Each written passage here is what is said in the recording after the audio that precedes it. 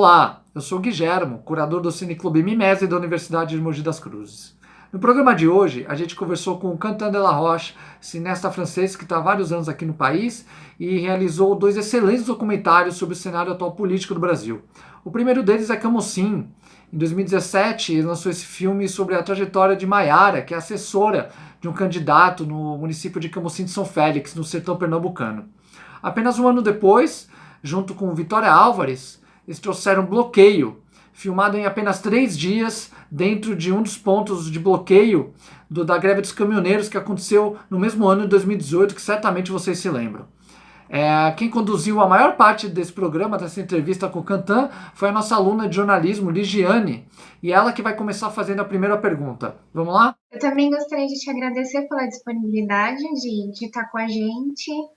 E primeiro eu gostaria de dizer que o Camocim é um filme não só importante para a época em que ele foi realizado, ali, naquele período em que aconteceu um impeachment, um suplente estava tomando posse, mas ele é essencial para a nossa atualidade e ele é atemporal, ele vai ser essencial para o futuro também. E eu gostaria que você dissesse para a gente, como a gente previamente sabe, que o Camocim ele tomou uma direção diferente quando você conheceu a Maiara. E conta pra gente como que vocês se conheceram e como que você viu nela um potencial para ser um personagem. Foi um processo bem longo para construir o Camocim e foi para vários lugares diferentes. Assim, o processo evoluiu muito. Assim. Inicialmente não era nem um filme sobre campanha política.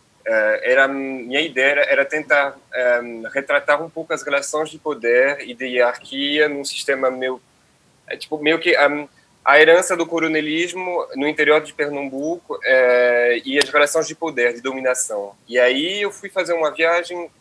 Eu estava interessado sobre as usinas de cana-de-açúcar, enfim, eu fiquei fazendo várias pesquisas, assim, e me dei conta que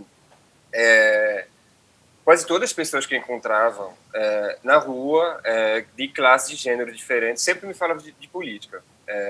Em algum momento da conversa. Assim, a política é meio que onipresente. Assim, o prefeito fez a calçada da cidade, da minha rua, meu primo conseguiu um emprego com a prefeitura, e esse prefeito, sabe? Então, a política é onipresente. E pouco a pouco fiquei entendendo um pouco como funcionava um pouco um sistema baseado numa relação um pouco perversa de clientelismo, assim, de dependência, assim, onde as cidades menores dependem quase unicamente da prefeitura, do emprego na prefeitura. E me contaram várias histórias de como as campanhas aconteciam, porque vira uma loucura, né? É um ritual popular da agenda da rotina da cidade que é maior que carnaval, que até às vezes São João e tal. Então é uma festa e um envolvimento muito grande, assim. E aí eu comecei acho que a campanha política é um momento interessante para representar essas relações de poder e dominação. E aí eu fui pesquisar várias cidades e eu vi que em Camocim de São Félix, que é situado no interior, no agreste do Pernambuco, tem um histórico muito relacionado à política muito violento. Assim.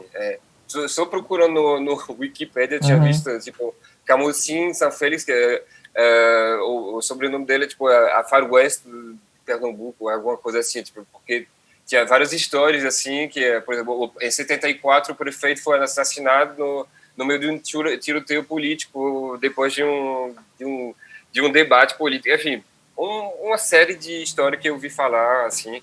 E aí eu fui para Camocim para entender para entender um pouco mais esse contexto, assim, e de ser histórico e aí a ideia era fazer um filme sobre filmar durante a campanha política, mas um pouco mais amplo, assim, com esses fantasmas do passado, assim, uma família que dominou o poder na cidade inteira, do poder dos coronéis e tal, e vários personagens que acompanhava durante a campanha política. E aí fiz durante um ano e meio, mais ou menos, eu fui para Camocim indo e voltando, fazendo pesquisa e tal, encontrando várias pessoas. E, na verdade, foi um mês antes do começo da campanha que eu encontrei, por acaso, Maiara. Ela estava numa praça com uns amigos, bebendo, assim, trocando uma ideia, já conversando sobre política e tal.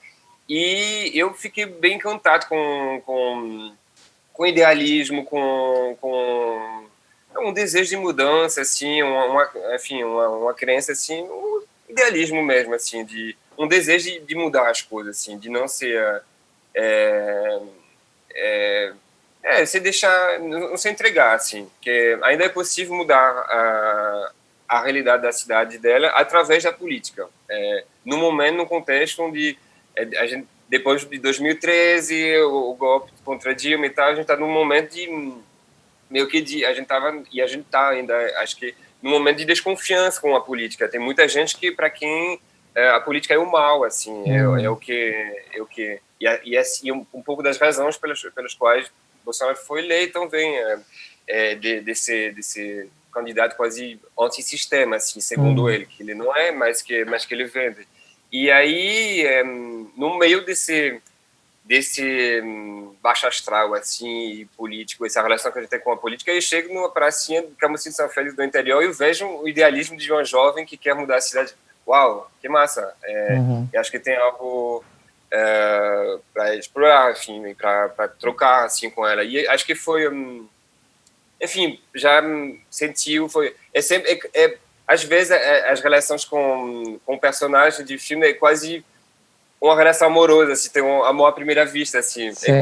A gente se encontrou e, uau, a gente se deu muito bem, a gente virou rapidamente amigos, então, putz, eu quero muito filmar. Acho que o que eu filmo, de forma geral, são as coisas que me tocam. E assim, a história de Maiara, com toda a complexidade dela, enfim, de preta, lésbica, de baixa, que vive num bairro mais da periferia da cidade dela, que tem uma irmã que também é encarcerada, que, enfim, com a mãe sindicalista e tal. Tem muitas complexidades, assim, que são bem interessantes, assim, e foi assim que meio que Maiara, meio que ainda durante a campanha, eu continuo acompanhando vários personagens diferentes, assim, jovens, menos jovens e tal, mas foi na montagem que comecei a montar, não, tipo, Maiara rouba todo o protagonismo, tem que o filme é ela, assim. A partir do momento que a gente está trabalhando, eu não sou sua amiga, eu estou trabalhando com você. A partir do momento que Jéssica está trabalhando, ela não é sua namorada, ela é a sua cabo eleitoral. A gente tem momentos de amizade, tem momentos que a gente vai descontrair, vai conversar, tem momento que pode beijar, que pode abraçar, mas tem momento que, cara, a gente é cabo eleitoral. São 45 dias, você melhor do que ninguém sabe, são 45 dias intensos, que a gente não tem vida. A gente respira, acorda política, respira política, dorme política, come política. Isso quando a gente come. A gente sabe que trabalhar com qualquer assunto envolvendo política, e próximo ao período eleitoral e ainda com personagens reais, é um pouco arriscado. Eu gostaria de saber se houve alguma preocupação em o filme ser taxado como, de repente, um palanque para os próprios personagens, como uma oportunidade de fazer propaganda para eles. Houve essa preocupação? Com certeza, isso começou ao fim. Teve um dia que, inclusive, teve um dia que estava filmando no palanque dos azulões, assim, porque eles têm o nome de azul, eles têm os dois, o galo e azulões, assim, que são dois pássaros, assim. E que eu estava filmando de cima para pegar a multidão, e aí o cara animador de festa aí, que anima a campanha e tal, ele falou, e aí tem um amigo francês cantando, que vem aqui, que está do nosso lado e tal. Aí eu peguei meu, bom, eu tô aqui, mas amanhã vou estar com os outros, né? Ah, então, legal. foi sempre uma preocupação para mim de deixar claro que eu não estava filmando para um lado ou para o outro, porque sempre me perguntava, tu acha que quem vai ganhar? Tu acha que tá do nosso lado? Ele está filmando mais ele, eu estava sempre deixando claro que eu não estou filmando... Inclusive, na época, eu estava filmando dos dois lados, ainda mais do que está no filme, porque no filme aparece mais Maiara e César, assim, então essa campanha, e a gente vê, a gente está guiado meio que pela campanha deles, assim, mas durante a filmagem eu filmei tanto os vermelhos quanto, sabe, tinha outros personagens e tal, e eu deixava bem claro, antes de começar a filmar, a gente foi com a Vitória, que é assistente de direção, a gente foi encontrar cada candidato e explicar a proposta, que era retratar uma campanha política, não era para fazer... A gente não vai dar imagem para ninguém, para se aproveitar disso, enfim, se aproveitar, fazer a campanha, usar durante a campanha e tal, pelo menos durante esse momento de campanha. Depois o filme está aí, as pessoas podem... Não. Agora, por exemplo, tem a campanha em Camocim, eles, de novo, César foi candidato. Tá correndo de novo, né? Eu vi no site. Acompanhou, né? E aí, Maiara teve várias propostas para ser candidata, mas não quis estar terminando a faculdade, ela achou que não era o momento ainda. Na verdade, te confesso que eu fui procurar, porque como ela expõe isso, né? Eu fui procurar no site do Tribunal Eleitoral o nome dela, para ver se ela estava correndo, né? E não, aí eu falei, será que ela é assessora? Mas você está nos contando que no momento ela não está assessorando ninguém, então, né? Ela é assessora de César. Então continua. Continua um pouco como há 4 anos atrás, mas tentando aprender dos erros, da ingenuidade, assim, e fazendo uma campanha um pouco mais... que legal. Melhor, assim. E eu acho, enfim, eu tô acompanhando, eu tô querendo ir eu não consegui adiantar a campanha, mas estou querendo ir a semana que vem para ver, para encontrar eles e ver como está acontecendo, mas estou acompanhando pelas redes e a gente se fala muito com a Maiara. E enfim, tem várias propostas, enfim, tem um pouco mais de dinheiro, assim, e eu acho que vamos ver se rola dessa vez. O cinema documentário nunca acaba, né? Enquanto... Pois é. Não, quase que quando ela me falou há um ano atrás que ela estava pensando em ser candidatar e tal. Será que eu vou fazer um Camocim 2, assim? Agora é Maiara candidata e tal.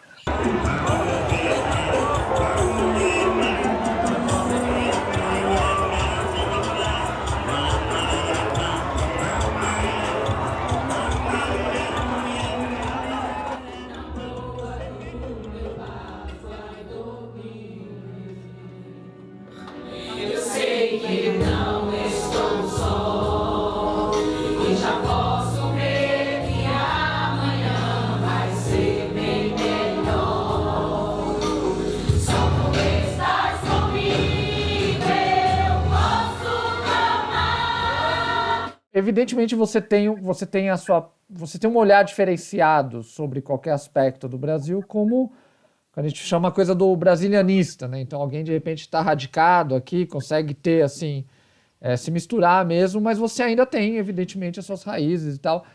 Então você tem a sua própria visão e talvez isso facilite ver que nos festivais onde esse filme foi apresentado fora, no estrangeiro, o que as pessoas acham peculiar nas dinâmicas desse jogo político que você mostra no filme? Porque eu fico imaginando a questão dos comícios, né, que eu acho que é bem particular, né, do Brasil. O que chama mais a atenção desse público estrangeiro sobre o que você mostra no Camocim? Eu acho que o que chama mais atenção é meio que o que me chamou a atenção quando eu comecei a me aproximar mais do que era e vendo arquivos do que era uma campanha política, que é uma relação passional que a gente tem aqui com a política, que não tem na França, por exemplo, na Europa, mas que está em outro nível, outro lugar, eu acho. E essa campanha torcida e tal, uma mistura de carnaval com guerra de torcida e tal, é algo que é surrealista, assim, que a gente não viria na França, assim, nunca, não sei, pelo menos nesse momento, nessa época, a gente não vê. As campanhas são feitas de outra forma, assim, e que vai com também o jeito de ser no cotidiano também, assim, de ser um pouco mais a Europa um pouco mais fria, um pouco mais, enfim, menos... Por exemplo, tipo, expressar suas opiniões políticas é um negócio meio tabu, assim. Ninguém sabe exatamente o que o vizinho, Tá. vai votar e tal. O que a gente pode até falar de política, mas não vai botar no perfil do Facebook, do Instagram, para quem a gente vai votar. Assim. Só os militantes mesmo. E aqui é uma relação em que, enfim, existe em Camocim, mas acho que existe de forma geral na relação com os brasileiros com a política, assim. Uhum. E eu acho que esse é o elemento mais... e a relação entre a igreja e a religião também, quando a gente vê o George que vai cantar uma música católica no final de um discurso dele, é algo que, enfim, e que é naturalizado, assim, que é algo que pelo menos na França, acho que teve várias perguntas sobre isso, e como isso funciona, assim, um país laico e como... A gente se pergunta aqui também. Agora tu não é burro, César. Era pra gente ter feito tentar fazer outra pessoa vereador, para daqui a 2 anos te fazer deputado. Não. Era. Como é que ele vai ser deputado sem passar pela Câmara de Vereadores? Sim, Não, mas se eu não ganhar... não, sim, eu sei, mas era tipo, era o candidato dela, tá ligado? Foda. Vocês estão pensando muito alto, não acha não? Oxi. Eu tô Mãe, pensando quem não sonha, não realiza. daqui a 3 ou 4 candidaturas eu saio para governador. É sério mesmo. Piada aí. Não, mas é mesmo. Ô, Tibeta. Deixa quieto. Ó, César com 35 anos vai ser presidente do Brasil. Não dizia isso. Olha que ele chegou lá, hein? Não, mas é sério mesmo. Eu tava conversando com o Naldo, com o Neném, meu primo. Daqui a 2 anos a gente vai colocar alguém daqui como sim para ser candidato a deputado. Sim, meu filho. Agora você tem que ter serviço prestado, não é só conversa, não. Sim, ok, isso é ok, isso é serviço. Nem os irmãos da igreja vai votar em você, que não tá vendo você trabalhar. Apoio quando eu sair daqui a pouco eu passar pra pegar o shampoo, viu? E a gente vê que, mesmo sem buscar, porque em Camocim não estava buscando firmar a igreja, em Bloqueio também não, ela está onipresente, assim, porque de fato a igreja hoje em dia mais enfim, evangélicas, assim, são onipresentes na vida de muitos cidadãos, assim, e que fazem um trabalho de base político, assim, no dia a dia, que outros setores não fazem, assim, que não ocupam esse espaço. E isso é flagrante. Em Bloqueio foi flagrante, assim, a gente chegou no 7º, foi durante a greve dos caminhoneiros de 2018, e a gente chegou no 7º dia da greve, a gente filmou durante 3 dias, e a gente, no começo a gente tudo estava aí, assim, tinha a igreja lá, tinha uns caras um pouco estranhos de extrema-direita, a gente não sabia de onde eles vinham, mas tem intervencionistas e tal. E a esquerda, a gente se perguntava, será que vai, enfim, onde estão enfim, os movimentos que defendem os trabalhadores e tal. E aí chegaram depois, a gente vê no filme, a chegada um pouco da professora do PSOL e tal, e que o debate é difícil, porque chega meio que no último momento, assim, e que de todo jeito não é... Eu acho que não é no momento do vira-voto, que é 45 dos últimos tempos, que a gente consegue mudar uma eleição. Então, no caso, ou conseguir dialogar é difícil, é um negócio do dia a dia, que a igreja consegue fazer, de fato. E é complicado, porque eu, por exemplo, venho de uma formação de francês, assim, super laico, assim, para mim, a separação entre o Estado e a igreja é fundamental, assim, na construção de um Estado, assim, democrático, assim. E, ao mesmo tempo, eu vejo que, hoje em dia, o discurso de demonizar as igrejas não funciona. A gente viu que Crivella ganhou contra Freixo, na época eu morava no Rio, de lavada, assim. Esse discurso de demonizar a igreja não funciona, porque a igreja faz parte do dia a dia das pessoas enfim, é complexo, porque para mim o que é mais complexo é que quem são os representantes da igreja evangélica, por exemplo? São homens brancos, héteros, casados, de classe média, reacionários. Só que quem faz parte da congregação dos evangélicos, assim, a maior parte são acho que mais de 60% são mulheres pretas, assim, e até de baixa renda, assim, enfim, então é outra o fato de culpabilizar, por exemplo, os evangélicos pela eleição de Bolsonaro é bem complicado, assim, tem algo atrás disso, assim, que talvez o maior problema não é que os evangélicos que têm políticos eleitos que são evangélicos, mas que eles não têm os representantes dos evangélicos, assim, não tem a cara, os representantes deles não têm a cara, assim, dos fiéis. E eu percebi muito essa relação durante 2 cenas, onde tinha um culto e a sequência era um comício. Então, a gente percebe que a política e religião, elas estão muito relacionadas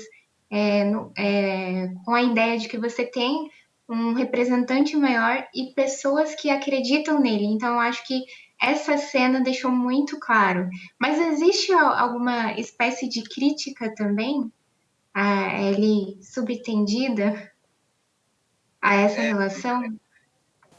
Bom, essa cena que tu tá falando é no momento que eles estão cantando no culto, né, e que logo depois aparece uma cena de folia, assim, né, de meio que carnaval, né? Acho que a montagem quer expor essas contradições e tal. Tem uns que estão rezando, outros que estão enchendo de cachaça, assim, bebendo, tomando todos e tal. E tudo isso pertence ao mesmo espaço, assim, e inclusive as mesmas pessoas, acho que estão na igreja depois, talvez podem ir e tal. E é mais um olhar do que eu tento sempre me posicionar não como um crítico julgador do que é bom ou mal sobre essa realidade, mas tipo pegar como ela é, como eu sinto e tentar trazer um pouco a complexidade que eu vou sentindo, assim, numa postura meio que humilde, assim, de entender, escutar, de estar e tentar, com a montagem, com os enquadramentos e tal, descrever da melhor forma, assim, toda a complexidade das situações e tal.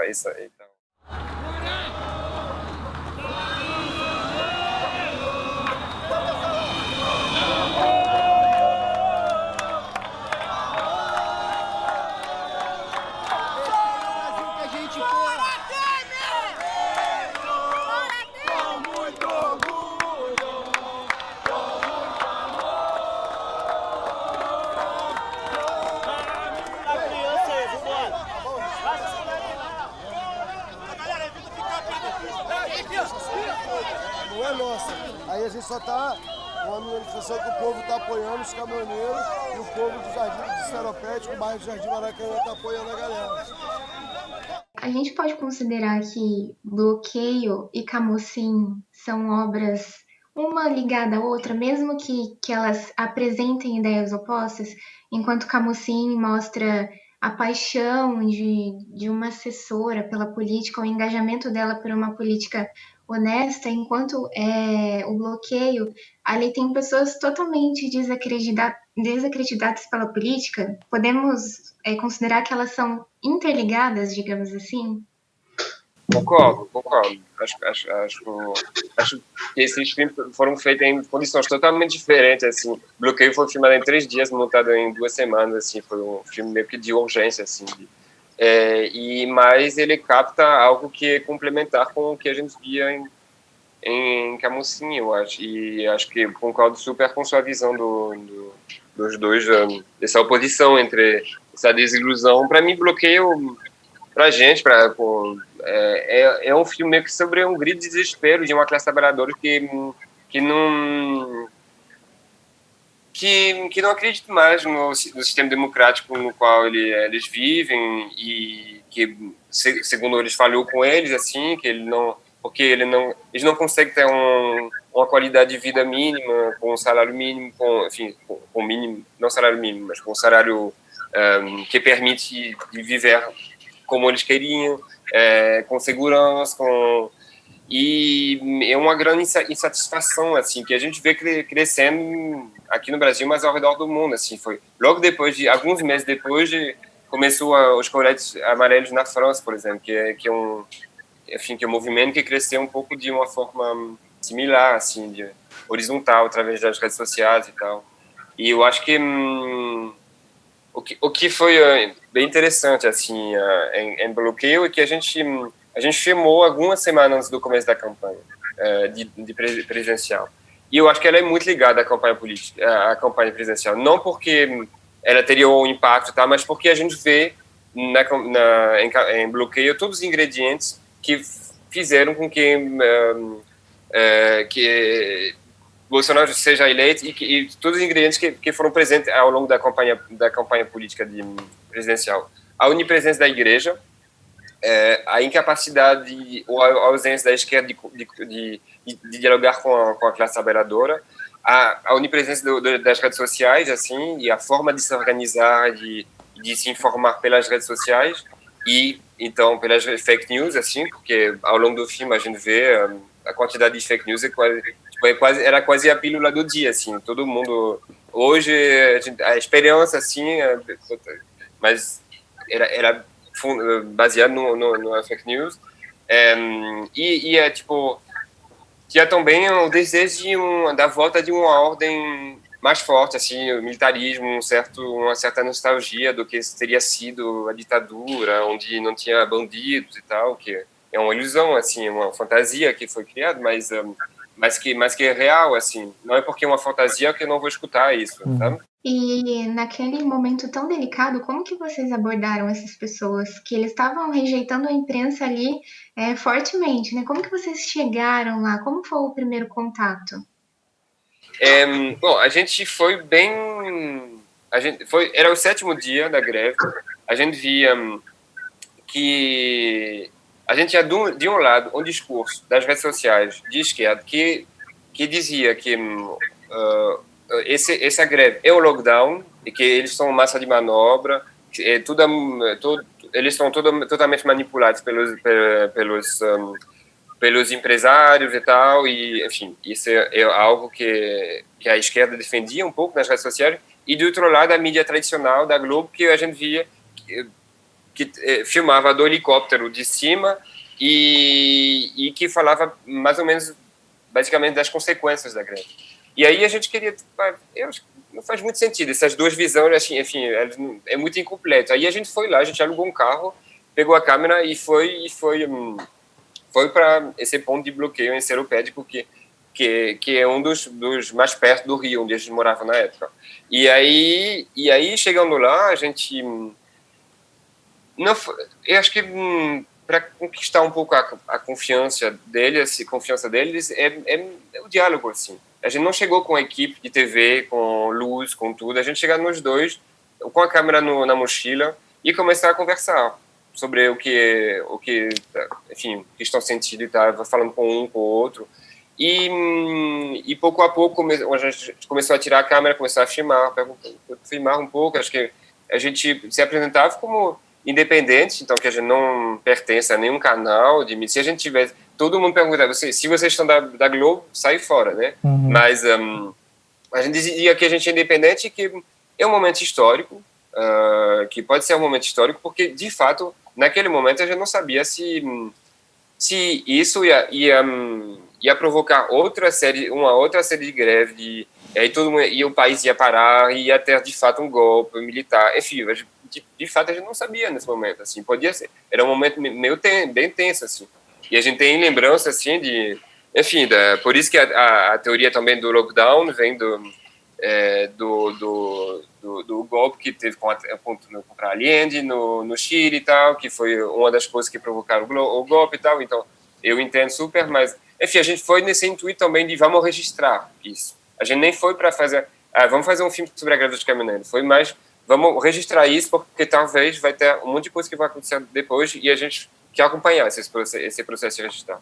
E aí a gente chegou dizendo claramente, bom, a gente acha que o que vocês estão fazendo é histórico, a gente precisa retratar isso. E escutamos sempre, assim. Não, a gente não foi lá para catequizar, dizer se está certo, se está errado.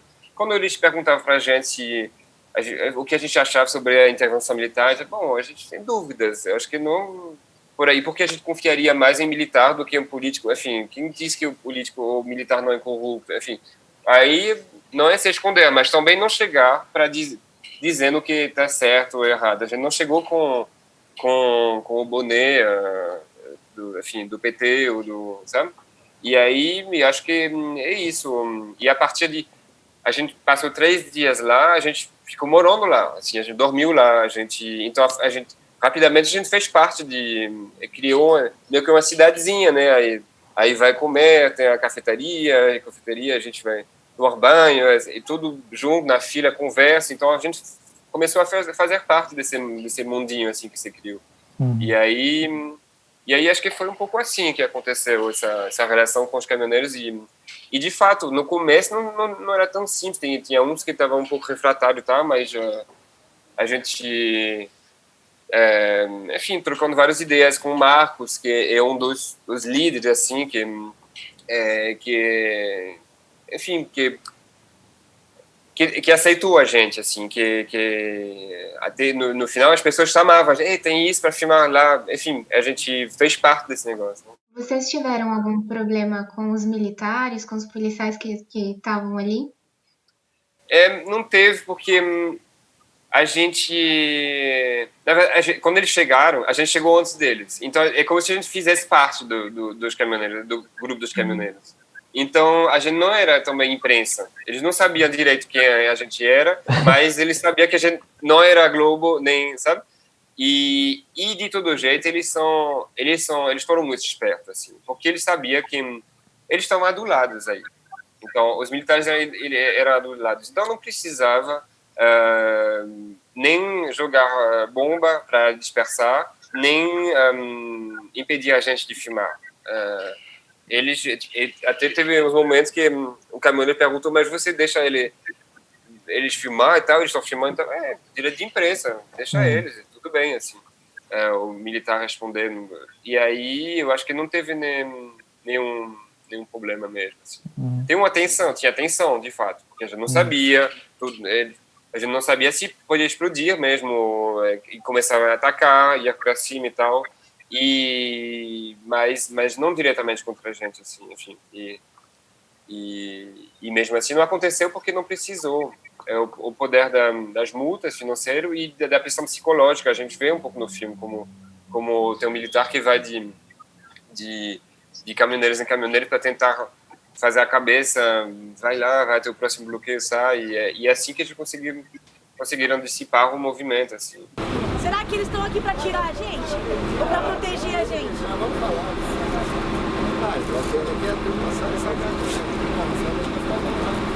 Mas a gente não está impedindo eles de andar, gente.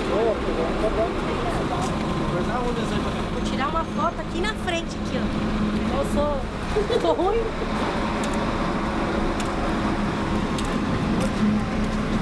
Marca o farol, senão não sai minha foto.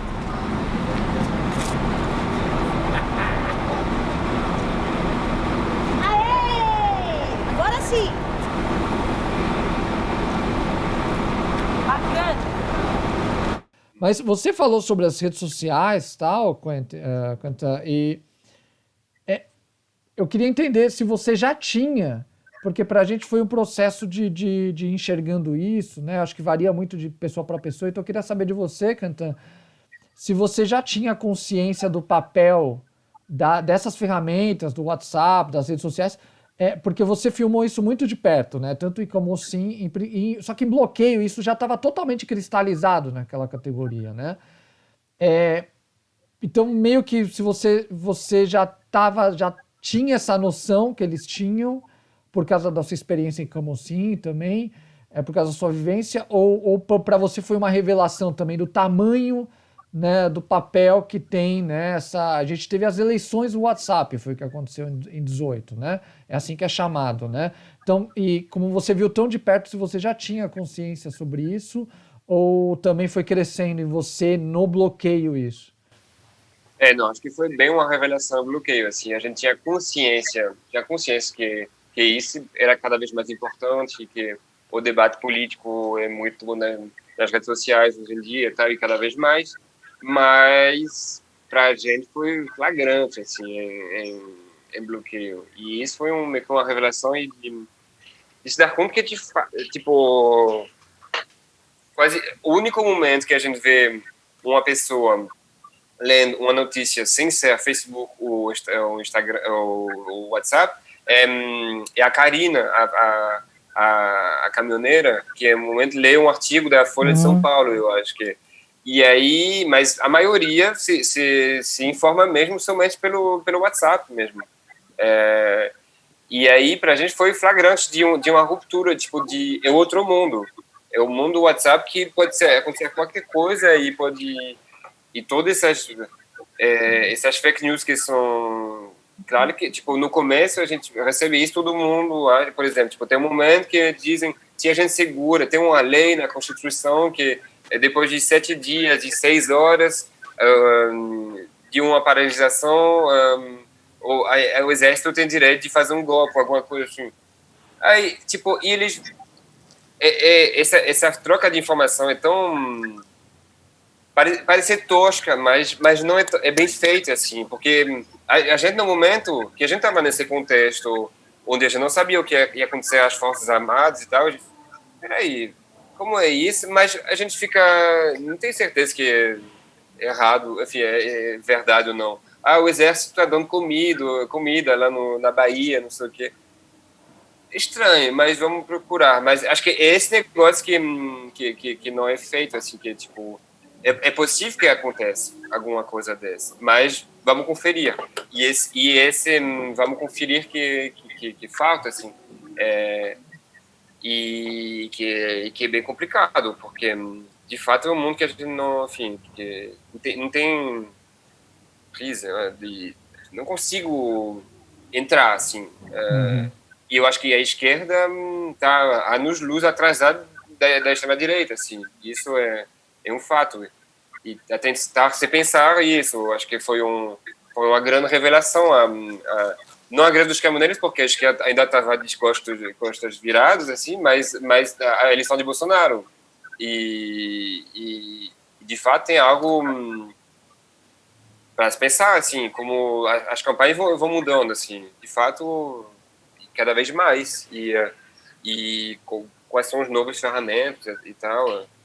É muito... Eu tava ouvindo um podcast do Retrato Narrado, não sei se vocês ouviram da Rádio Novelo, assim, acho que da revista Piauí, se não me engano, tal, que conta que são 6 episódios sobre o Bolsonaro e tal, tipo, é incrível, assim, e que vai desde a infância dele até...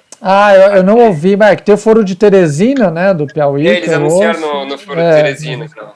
E ele tem um episódio que foca muito nessa construção das fake news, enfim, nem das fake news, mas das fake news fazem parte disso, mas dessa relação com as redes sociais. E isso é algo que está sendo construído, não foi de agora. E é importante a gente pensar isso. E justamente, como eu estava falando mais cedo, a gente tem um projeto com Vitória sobre trabalho de base e uma grande linha de pesquisa para a gente, para entender como funcionam essas redes, assim, como representar isso, enfim. Vi que ainda faz parte dos grupos de WhatsApp de caminhoneiros, de tudo, armamentista, tudo fez parte. Ficou para continuar. Importante. O celular dela é só força Bolsonaro e tal. Tem que ter um estômago assim também. Pois é. É complicado.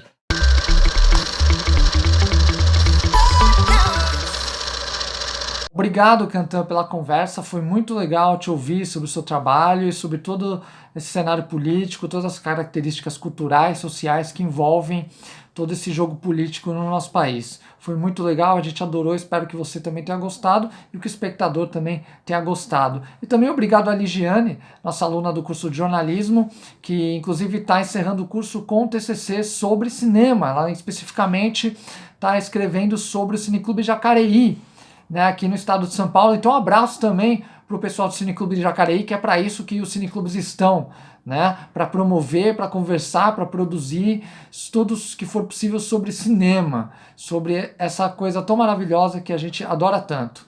E é isso, gente. Espero que vocês tenham gostado da entrevista e vocês também podem conferir a programação do Cineclube no endereço que está aparecendo aí na sua telinha do Facebook, isso dentro do Facebook. E também, claro, não deixa aí de curtir e também de apertar o inscrever para ficar sabendo das próximas entrevistas, das próximas dicas do nosso canal. Um grande abraço e até a próxima.